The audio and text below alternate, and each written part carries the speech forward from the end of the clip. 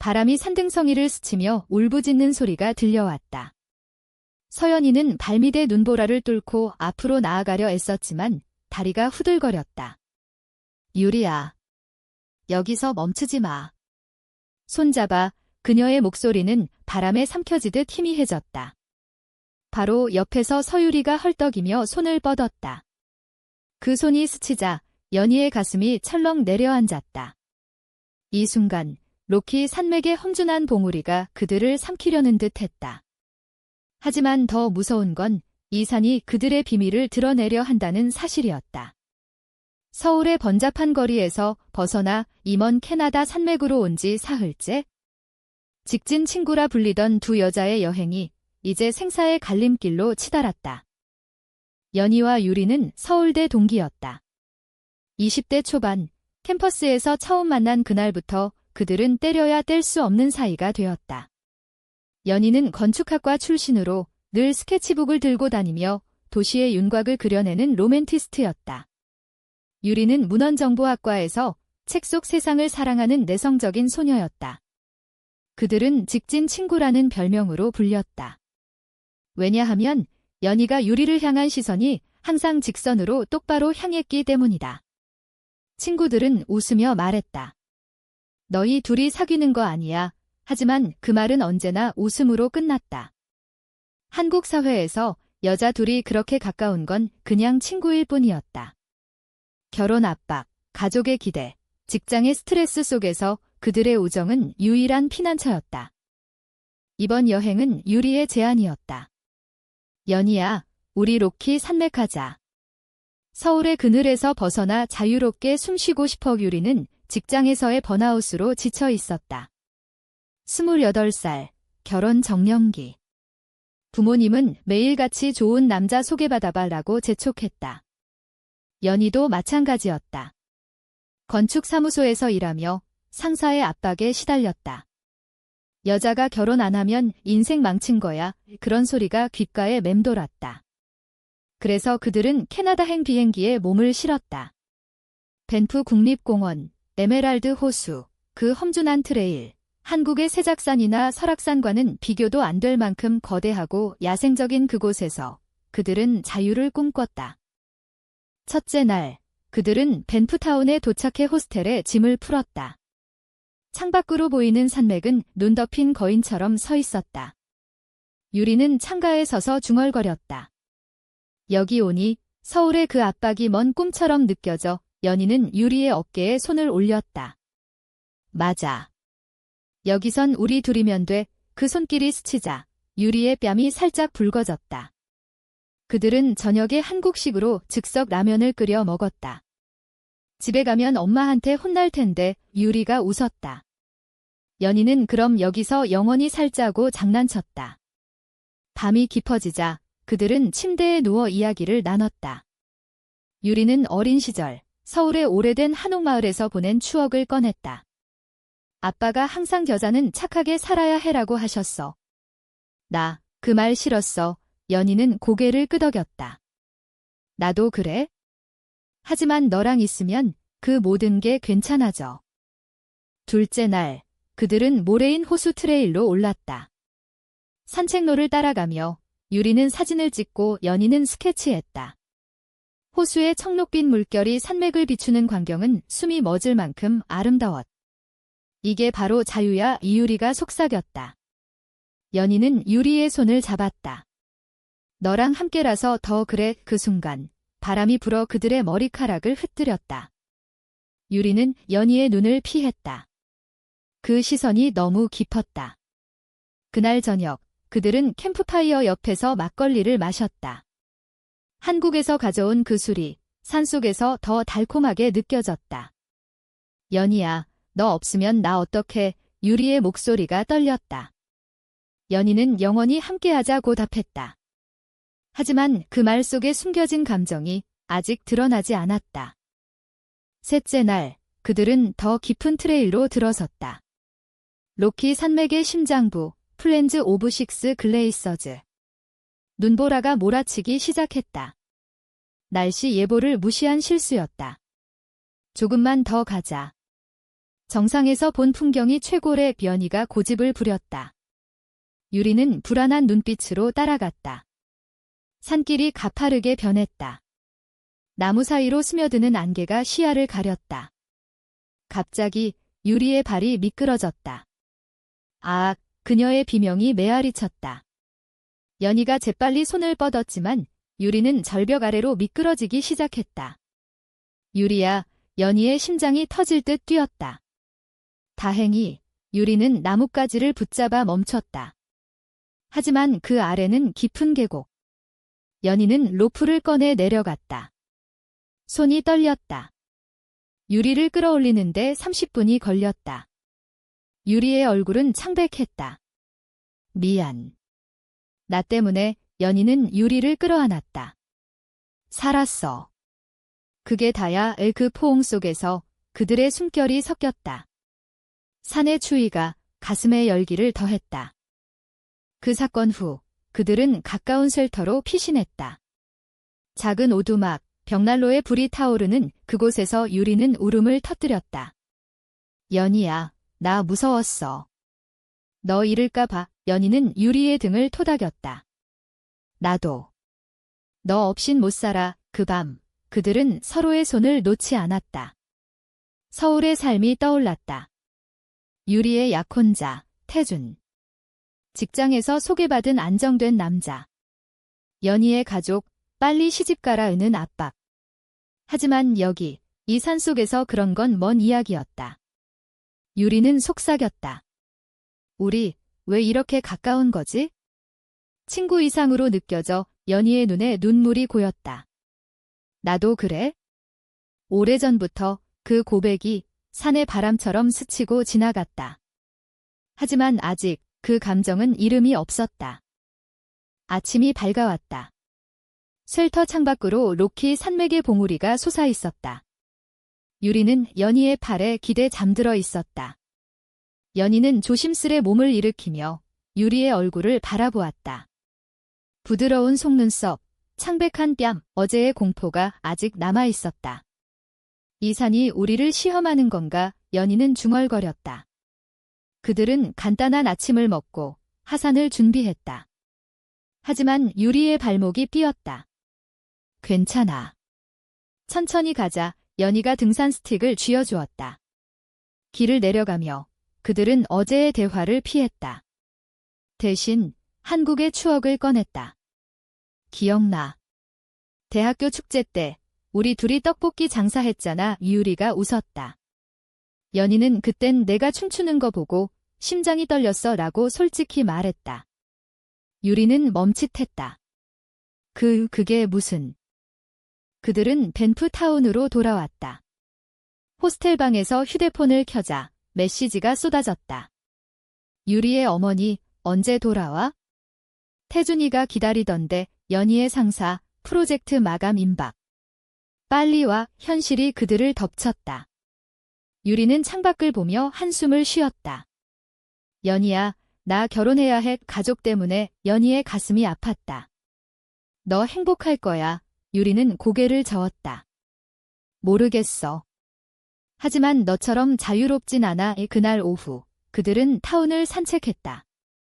한국식 커피숍에서 라떼를 마시며 K-드라마를 이야기했다. 그 드라마처럼 우리도 운명적인 사랑을 할 수 있을까? 연희가 물었다. 유리는 하지만 현실은 이라고 대답했다. 저녁, 그들은 스파에 갔다.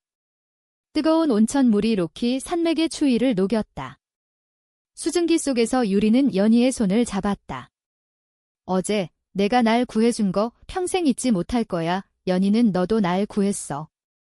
매일 기라고 속삭였다. 그 손길이 물결처럼 퍼졌다. 하지만 유리의 폰이 울렸다. 태준이었다. 여행 어때? 빨리 와. 이 결혼식 준비해야지. 유리는 전화를 끊고 눈물을 글썽였다. 미안, 연희야. 나 약속 지켜야 해. 연희는 미소 지었다. 알아. 하지만 여기선 우리만의 시간을 가져. 그 밤 그들은 침대에 누워 별을 보았다. 유리는 연희의 어깨에 머리를 기대었다. 너랑 있으니 서울의 압박이 사라져. 한국 여자로 사는 게 이렇게 힘들 줄 몰랐어. 다음 날 그들은 마지막 트레일로 나섰다. 존스톤 캐니언. 폭포가 쏟아지는 협곡, 얼음 동굴. 유리는 연희의 팔을 붙잡고 걸었다. 이곳 풍경, 서울의 한강과 비교되네. 연희는 웃었다. 한강은 로맨틱하지만 여긴 야생적이야. 우리처럼. 갑자기 유리가 멈췄다. 연희야, 나 너 좋아해. 친구 이상으로 그 고백이 폭포 소리처럼 터졌다. 연희의 눈이 커졌다. 유리야, 그녀는 유리를 끌어안았다. 입술이 스치기 직전 유리의 폰이 다시 울렸다. 어머니였다. 태준이랑 만날 거야? 집안 망신이야. 유리는 몸을 떼었다.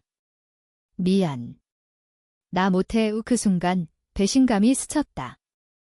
연희는 왜 도망쳐? 라고 소리쳤다. 유리는 울며 달아났다. 협곡의 안개가 그들을 갈라놓았다.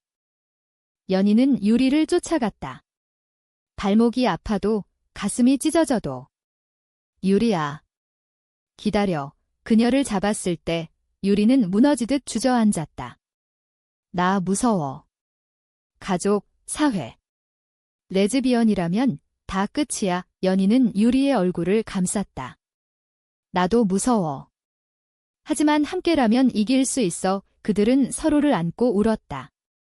한국의 보수적인 시선, 결혼의 족쇄, 직장의 차별.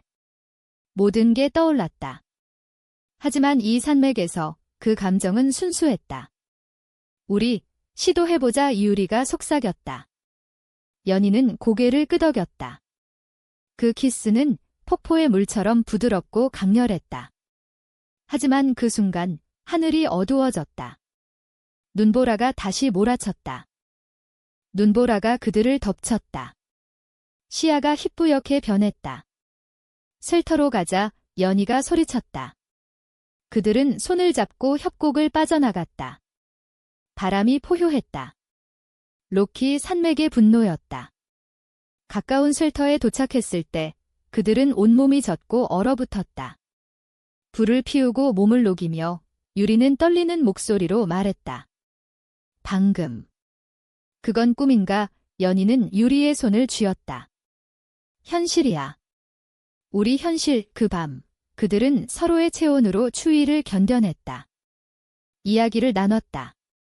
유리는 어린 시절 서울의 아파트에서 홀로 느끼던 외로움을 털어놓았다. 엄마 아빠가 항상 착한 딸이라고 했어. 하지만 내 마음은 달랐어. 연희는 자신의 이야기를 했다. 나 처음 너 본 순간부터 끌렸어. 그 직진 시선이 사랑이었어. 아침, 눈이 그쳤다. 하지만 길이 막혔다. 구조대가 올 때까지 이틀을 기다려야 했다. 그 시간은 그들에게 선물이었다. 그들은 쉘터에서 한국 드라마를 보며 웃었다. 이 장면처럼 우리도 극복할 수 있을까? 유리가 물었다. 연희는 K드라마는 항상 해피엔딩이잖아 라고 장난쳤다. 하지만 현실은 달랐다. 유리의 폰에 태준의 메시지, 어디야? 걱정돼. 유리는 삭제했다. 끝내야 해. 연희는 천천히. 서두르지 마라고 위로했다. 그들은 산책을 나갔다. 눈 덮인 숲길, 새소리. 유리는 연희에게 한복 사진을 보여주었다. 추석 때 우리 둘이 한복 입고 찍은 거 그때부터 느꼈어. 연희는 나도. 내 미소가 내 세상을 밝혔어. 구조대가 도착했다.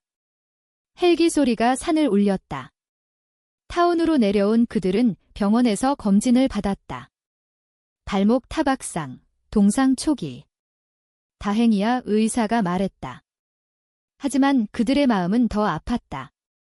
호스텔로 돌아와 유리는 태준에게 전화했다. 미안해. 우리 안 돼. 얘 태준의 목소리가 날카로웠다. 갑자기 왜? 그 친구 때문이야. 유리는 침묵했다. 전화를 끊고 연희에게 달려들었다. 끝났어. 이제 우리야. 하지만 배신의 그림자가 드리웠다. 태준이 유리의 가족에게 말했다. 유리가 이상해. 여자친구랑 어머니의 전화가 왔다. 너 미쳤어. 집으로 와. 연희와 유리는 공항으로 향했다. 비행기 안에서 그들은 손을 잡았다. 서울 가면 어떻게 해? 유리가 물었다. 연희는 함께 싸우자. LGBTQ 커뮤니티, 친구들 도움받자라고 말했다. 한국의 변화, 서울 프라이드 퍼레이드, 그 희망을 이야기했다. 하지만 현실은 혹독했다. 도착하자 유리의 가족이 공항에 기다렸다. 어머니의 눈물, 아버지의 분노. 이게 무슨 짓이야? 결혼 취소됐어. 연희는 멀찌감치 서서 지켜보았다. 유리는 덤마, 이게 제 진심이에요 라고 말했다. 가족은 유리를 끌고 갔다. 연희는 따라가지 못했다.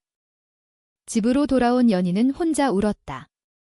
직장에서의 압박, 가족의 시선.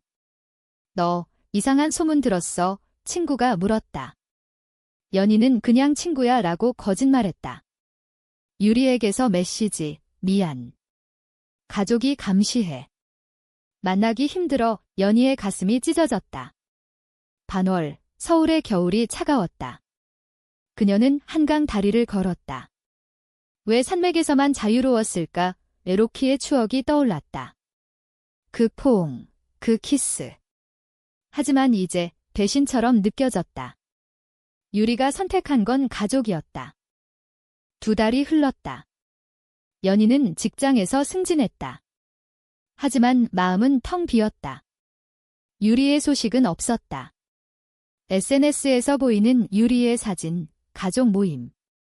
행복해 보이네. 연희는 속으로 중얼거렸다. 하지만 밤마다 로키 산맥의 꿈을 꾸었다. 눈보라, 유리의 손, 서울의 봄이 왔다. 벚꽃이 피는 압구정. 연희는 혼자 산책했다. 포기해야 하나. 그때 카페에서 유리를 봤다. 창가에 앉아 창밖을 보는 유리. 연희의 다리가 저절로 움직였다. 유리야. 유리는 고개를 들었다. 눈이 마주쳤다. 연희, 그녀의 목소리가 떨렸다. 그들은 테이블에 앉았다. 유리는 말했다. 집에서 나왔어. 엄마 아빠랑 싸웠어. 나 사랑하는 사람 곁에 있을 거야 라고. 연희의 눈에 눈물이 고였다. 태준이는 유리는 이미 끝. 그 사람도 이해해줬어. 그들은 로키 이야기를 했다. 그 산이 우리를 바꿔놨어. 연희가 말했다. 유리는 손을 뻗었다. 미안해. 도망쳤어. 하지만 이제 직진할게. 그 후 그들은 다시 만나기 시작했다. 비밀스럽게, 하지만 점점 대담하게. 서울의 LGBTQ 모임에 갔다. 프라이드 깃발 아래 손을 잡았다. 가족은 서서히 받아들였다. 유리의 어머니가 말했다. 내 행복이 제일이야. 하지만 조심해. 연희의 가족도 사랑이면 되라고 했다. 한국 사회의 변화, 작은 파도처럼. 그들은 로키로 다시 갔다. 이번엔 여름. 녹색 숲, 호수의 반짝임. 정상에서 유리는 반지를 꺼냈다. 영원히 함께. 연희는 울며 안았다. 직진 친구에서 직진 연인으로. 산맥이 증인이었다. 그들의 사랑은 한국의 봄처럼 피어났다. 압박 속에서도 인간적으로. 로키의 바람이 그들의 미래를 속삭였다. 자유, 사랑, 용기. 그 뜻밖의 사건이 그들을 새롭게 태어났다.